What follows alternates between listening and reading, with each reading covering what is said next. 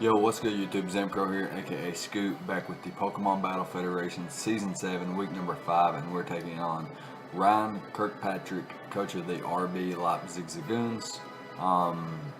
And yeah, so we're both like 2-2 or so going into this battle. Both, not looking so hot right now, but both of us we consider each other, or we consider ourselves good battlers. I think we do anyway. I consider myself a good battler anyway. And my opponent has a scary squad here. He has Kieran Black, as you can see on bottom. Kieran Black, Ferrothorn, Thunderous Therian, Donphan, Blacephalon, Comfy, Machamp, Espeon, Regirock, Yanmega, and Mega Gyarados. So pretty scary squad. However, we do have Weavile, Tapu Fini, Zapdos, Nidoqueen, Heatran, Serena, Haxorus, Mega Medicham, Licky, and Palossand. So a pretty even matchup in my opinion. I think we both have threats versus each other. I think we both have pretty good options offensively and defensively against each other. I think we can both set our hazards up. I don't think either of us can keep hazards up unless I was to bring Toxic Spikes. And then I see where that I could potentially get off a Toxic Spike, and then all of his Pokemon that can defog or Rapid Spin would be poisoned, and then eventually they would be whittled down, and then eventually gone from the battle, and then wouldn't be able to remove hazards anymore. So that's about the only scenario that I see one of us can force hazards to stay on the field. Otherwise, I think we can both pretty comfortably remove hazards on both sides of the field. I do expect Kieran Black, Thunderous Therian, Blacephalon, Donphan, Ferrothorn, and Mega Gyarados. And I think Espeon and Yanmega are iffies, but they're not necessarily 100% going to come or anything like that. Excuse me. So I'm saying a lot. I'm gonna stop that. You little son of a bitch. Nah, for real. I'm gonna stop. So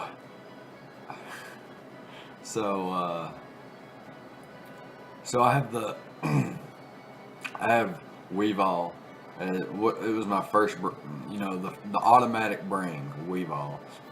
He goes ham versus my opponent's team, and I've decided to bring more of an offensive approach in this matchup. This is more of a balanced matchup, I guess I could say.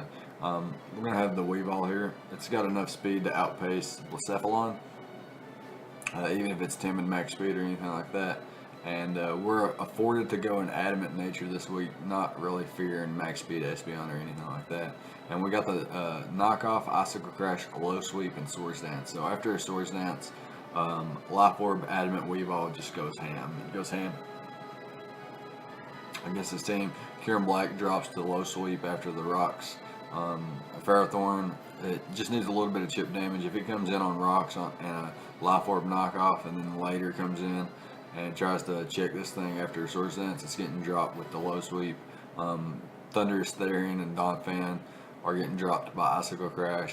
Blacephalon's getting dropped by the knockoff Comfy by Icicle Crash. Machamp, unless it has like Bullet Punch or Mach Punch or something like that, it's getting dropped after a couple rounds with Stealth Rock. I think Icicle Crash does drop it.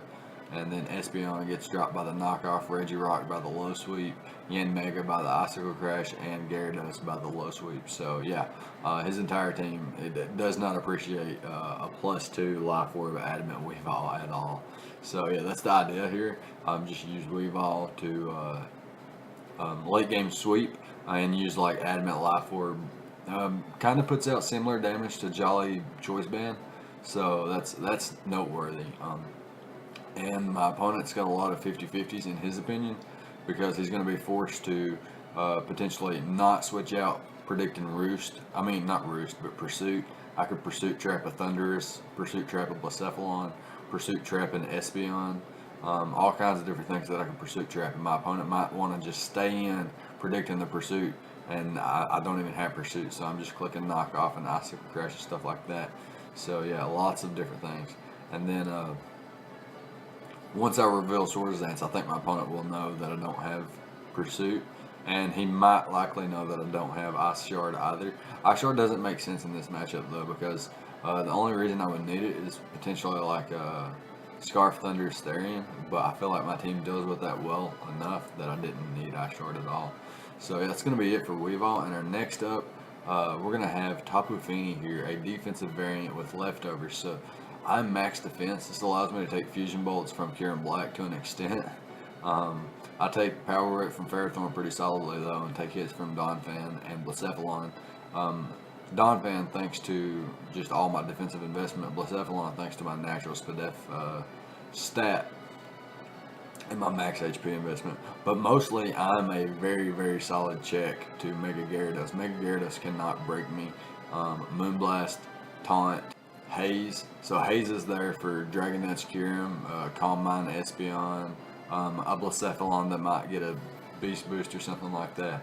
Nature's Madness there to break down Ferrothorn, to break down Comfy, Blacephalon, and Moonblast and Taunt. Moonblast hits like his entire team basically, and Taunt prevents Ferrothorn from setting up Stealth Rocks or Spikes or a Leech Seed. Same for Donphan, not going to be able to get up its rocks against me, and same for Regirock. So I'm not going to be able to get up their rocks versus me as long as I have Tapu Fini on the field, which makes for a good lead for me, and that's something to keep in mind.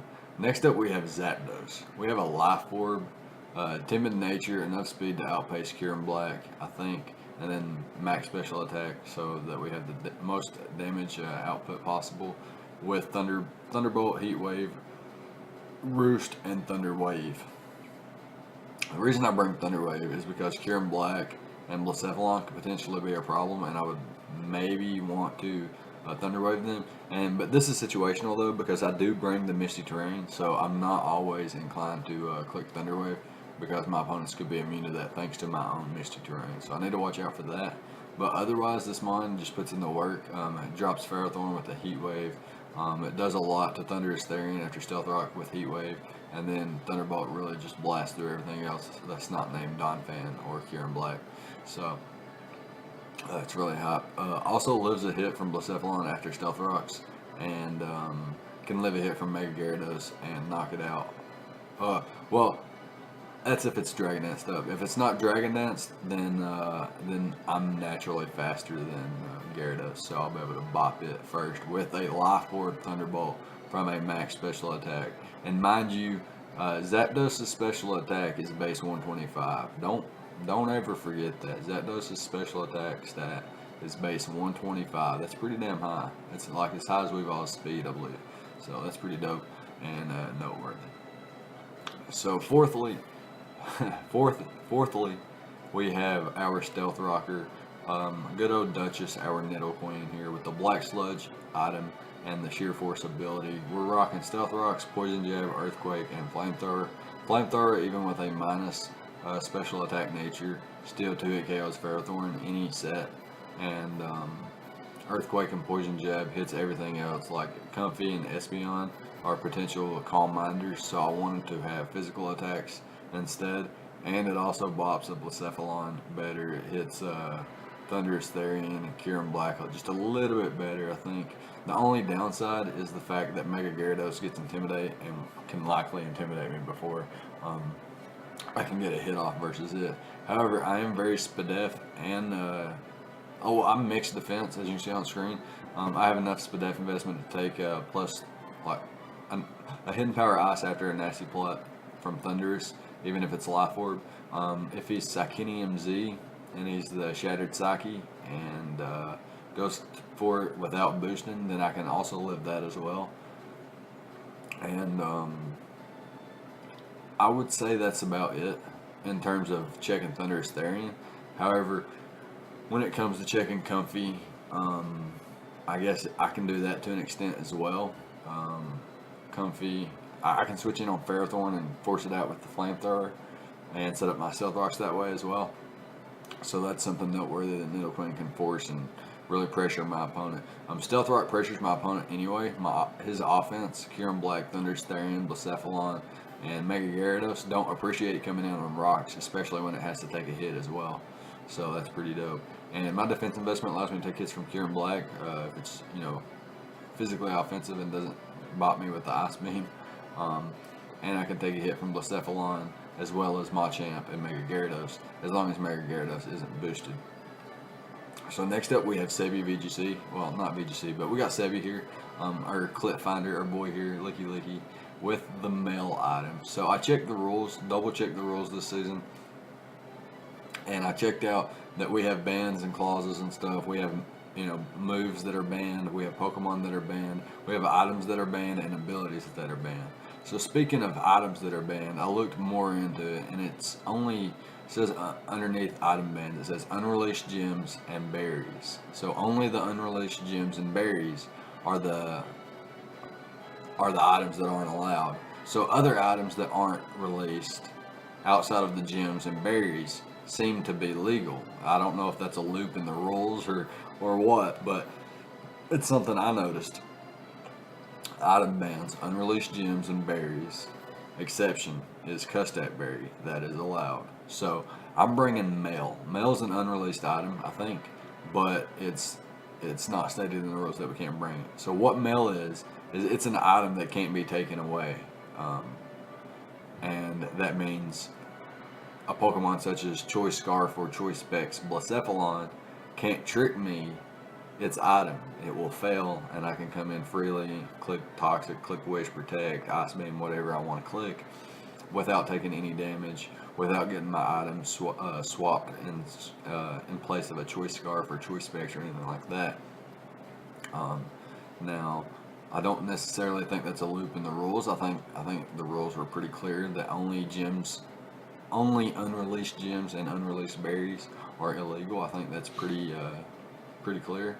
I can also take hits from Kyurem Black, and once the Misty Terrain is up and it halves the Dragon type attacks from Kyurem Black, most of my Pokemon can actually take hits from Kyurem Black. So that's pretty noteworthy in my opinion. Sorry for saying again. But yeah, I can take a hit from Mega Gyarados pretty comfortably. Blacephalon, Donphan, Thunderous Therian. Even after a nasty plot, Thunderous Therian isn't knocking me out without like a Gigavolt Havoc or a all-out pummeling, or potentially like a Focus Blast after Stealth Rock or something like that. Potentially. But I can 3-hit KO it with Ice Beam, 2-hit KO after Stealth Rocks. So yeah, Licky really putting in the work this season. I got the Oblivious, so I can't be taunted by Thunderous Therian or Blacephalon or Espeon or Mega Gyarados, whatever might want to taunt me, and I can always throw off a Wish, catch the Blacephalon on the switch, catch the Mega Gyarados on the switch or something like that. Potentially even Machamp or Kyurem Black on the switch, catch him on the switch with the Toxic, maybe even Donphan, and then can hit it up with the Ice Beam, Wish Protect stuff, and things like that. So yeah, definitely a lot of different things that my defense can actually do to put my offense in a better position. So lastly, but not leastly, we have Mega Medicham here, our pure power monster, substitute bulk up variant here with Drain Punch and Zen Headbutt. I really felt that Mega Medicham can force Ferrothorn out, can force Kyurem Black out, can set up a bulk up on something like Donphan or Machamp. And then Drain Punch really bops Mega Gyarados, Regirock, Ferrothorn and Kyurem Black, whereas Zen Headbutt hits things that Drain Punch doesn't hit, like Comfy and not Yin Mega, but Comfy and what? Blacephalon. And other than that, like Espeon and Yin Mega, Yin Mega doesn't resist Zen Headbutt, but Espeon resists both my attacks, but it doesn't necessarily take them well. And I do have Weavile to really pressure Espeon, so really excited about the matchup, and I think it can go in our favor. That being said, we can go ahead and hop into the replay now, and we'll be right back. Alright, so my opponent chooses to bring the Mega Gyarados, the Ferrothorn, the Kyurem Black, Blacephalon, the Thunderous Therian, and Yin Mega. So pretty scary squad. I didn't really expect the Yin Mega. I expected maybe the Donphan over it. The rest were pretty much expected. Pretty much, yeah. Knew all those were going to come, so they were big issues to my team anyway, so I knew they were going to come. So we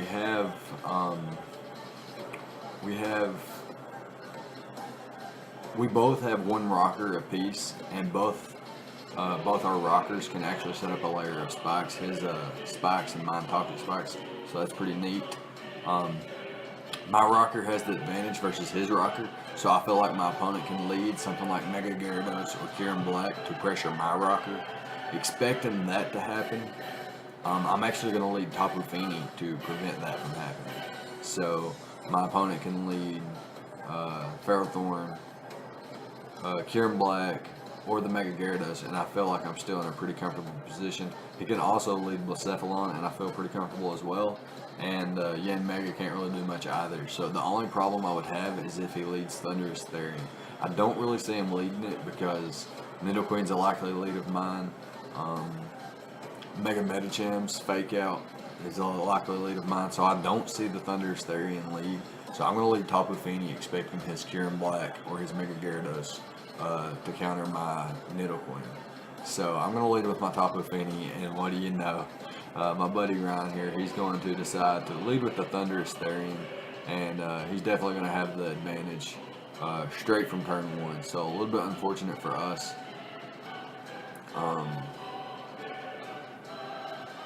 Where does it say the turn number?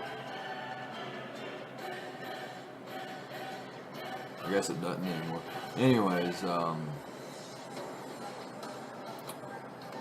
so here my opponent can do a couple of different things. He can click Thunderbolt and potentially knock me out. He can click Nasty Plot, predicting my switch. He can click Psychic, predicting my switch. He can click Gigavolt Havoc to ensure a knockout here, unless I go into Nidoqueen. He can click Shattered Psyche. He can click Hidden Power Ice, and he can click Agility here to make sure that he outpaces everything. So what I'm going to do is I'm going to make a mid-ground play. He could click Psychic, like I mentioned. He could click Psychic, but he could also click Hidden Power Ice here. And Licky Licky covers both of those plays, so I'm going to go into Licky Licky first, as my opponent sets up a Nasty Plot. So this turn, I know I can survive any hit. I'm just going to take the hit and fire off an Ice Beam.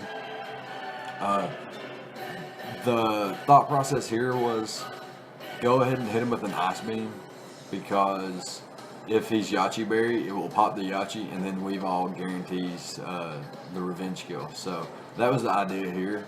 And now he's in a position to where Psychic is not an option here, because it won't knock me out. Hidden Power Ice is not an option here because it won't knock me out. So he has to click Thunderbolt again. And knowing that, I'm going to take advantage, and I'm going to go into Nidoqueen here, and I'm going to be immune to the Thunderbolt. And since he's a Nasty Plot variant, I do expect him to be a sweeper type Pokemon, or just a breaker. And he's more than likely going to have the Hidden Power Ice, or he's going to have Psychic. And I'm leaning more towards Psychic, and I'm actually leaning more towards the Psychinium Z with Shattered Psyche over Gigavolt Havoc. So I'm actually going to pull the double out into my Weavile here, predicting the Psychic type attack. And now I can just fire off a Life Orb knockoff on whatever wants to come in, because even though he's got a Z move on Thunderous, knockoff still would knock out at that range. So here I can hard switch out to my Tapu Fini, and my opponent's going to make a fantastic, simply fantastic, shout out to Greg, double out into Thunderous Therian. This is a play where my opponent is going to predict me to not let him set up another free Nasty Plot, and he's going to go straight for the Gigavolt Havoc as I switch out into my Nidoqueen, yet again immune to the electric type attack. And he's going to go for the Psychic here as I actually set up my Stealth Rocks. So we're actually taking turns here, getting these predictions correct, getting them wrong. My opponent's getting some right and getting some wrong. So here we are getting our Stealth Rocks up, and now there's no way my opponent's just going to click Psychic again. I have a Weavile right there. Weavile's a likely switch in. My opponent's going to click Thunderbolt here. He's going to overpredict on this turn, and I'm going to be able to get some nice little chip down right here. And now my opponent, he can't afford to play around anymore, so he's got to try to knock me out. And here I'm going to go straight out to my Weavile, and I'm going to catch him again and go ahead and click that knockoff and get rid of this Thunderous Therian once and for all without losing a single Pokemon. So pretty proud of that. I can click Low Sweep versus this Kyurem as well, but switching into Tapu Fini is my best play because I can take any one hit, see what kind of Kyurem he is, and then react accordingly. So here he's going to reveal that he's actually Life Orb, and he goes for the Fusion Bolt and does 70%. So quite a monster there. But here he's going to predict my Nidoqueen. And the reason he predicts my Nidoqueen so hard here is because if I switch Nidoqueen in there on the Fusion Bolt, and he goes for the Dragon Claw, he can't OHKO me. He's got to 2-hit KO me. So him actually going for the Dragon Claw was a pretty solid play in my opinion. It's just not going to work out for him because I didn't make the play out to my Nidoqueen because I didn't feel Tapu Fini was much needed anyway. So my opponent's going to go out to Ferrothorn here on this turn. And I'm just going to click Taunt, prevent him from setting up Spikes or Stealth Rocks or Leech Seed. So pretty happy about that. And now I know with my defense investment, I'm max HP, max defense. I know I can leave anyone hit from this Ferrothorn. So I'm going to stay in right here. I'm going to click the Nature's Madness. As my opponent does not over-predict on this turn, he goes straight for the Power Whip. Not able to knock me out, but still does quite a bit of damage. But I have gotten him in range of my Zapdos's Heat Wave. I am an offensive Zapdos, so he is in range of Heat Wave here, even with an Aqua Berry. And I'm able to knock him out there. And luckily for me, at this range, all of my Pokemon are pretty much in range of Blacephalon, but Zapdos is not. So, very luckily here, Zapdos being just out of range of this monster Blacephalon and able to survive any one hit here and knock him back out with the Life Orb Thunderbolt here. Thank goodness, because Blacephalon could have been a real issue there had he been able to knock out my Zapdos and got a Beast Boost and been able to run through my team. Would have been very scary. So here I'm going to go into my Mega Medicham since it was best against Mega Gyarados. But he goes out to Gen Mega. So I'm going to sack off my Tapu Fini here. He goes for the Air Slash, just knocks me plumb out. He's got 2 Speed Boosts now. And I'm just going to go into Licky Licky and click the Ice Beam. It's my best play. Well, first I'm going to receive a Wish. And then after I receive my Wish, I'm going to click the Ice Beam because it will knock this thing out. And it'll leave me at a decent amount of health to where the Gyarados can come in and click Dragon Dance. Or it can click Waterfall. And if it clicks Waterfall and knocks me straight out, then I just Revenge Kill it with Weavile. And if it sets up a Dragon Dance and I throw off a Toxic, then he's going to be whittled down by the Toxic, and he's not really that big of an issue anyway. So he's going to go for the Dragon Dance here, and I'm going to go for the Toxic. So he's at +1/+1, but he is poisoned, and he is going to take, I think, what, 6% this turn, and then the following turn he'll take 12%, so I get this Protect off. And he goes for the Waterfall, not able to knock me out here because of my Protect. He's down to 20%. I'm going to sack off my Nidoqueen here. This is my best play because he's going to take 18% at the following turn, and then I can click Protect and win the game. So I'm going to pick up a nice 3-0 victory here versus my buddy Ryan. And pretty solid performance in my opinion. I felt like Zapdos being very offensive and Tapu Fini and Nidoqueen and Weavile, the aggressive switches I made, the immunity plays and whatnot, was really what pulled me through this match, because I felt like the first turn Nasty Plot with Thunderous Therian set me back really far, and I felt uncomfortable and fearful of a 6-0, so I'm very happy that we could turn it around and come back and make it a 3-0 in our favor instead. Weavile coming through, doing what it needs to do. Tapu Fini doing what it needs to do, showing off the Taunt, the Nature's Madness, the Moon Blast, and Zapdos being able to come in and eat a hit from Blacephalon and knock it out before it becomes an issue. Kieran Black not being, not even being able to pick up a knockout. I don't think it did. I don't think it did. And being able to prevent Thunderous Therian from doing too much damage to my team was pretty. What's the word? Satisfying, I should say. Like I said, we did not see the Espeon. We didn't see the Donphan. I really expected the Donphan. I think maybe getting rid of Rocks here would have been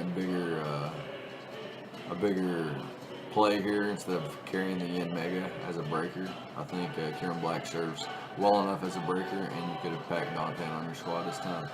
And yeah, that's pretty much it.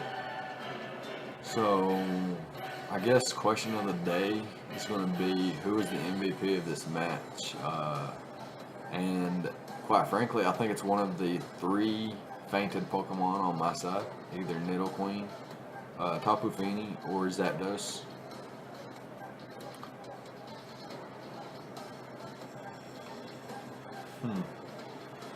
Actually, I can't really say. Man, this battle was all over the place, wasn't it? But yeah, it's going to be a good game to RB. Good luck the rest of the season, my man. We'll be moving on to 3-2 now, and finally above that 500 mark after starting 0-2. And we're looking forward to week 6, week 7, week 8, week 9, week 10, and week 11. So yeah, going to be looking forward to that. Let me know what you thought about the prep and the battle on both sides of the field. Let me know what you thought was play of the game, Pokemon of the game, and we're sitting at 3-2 now. We have what, 6 games left. Let me know if we can make playoffs, if we can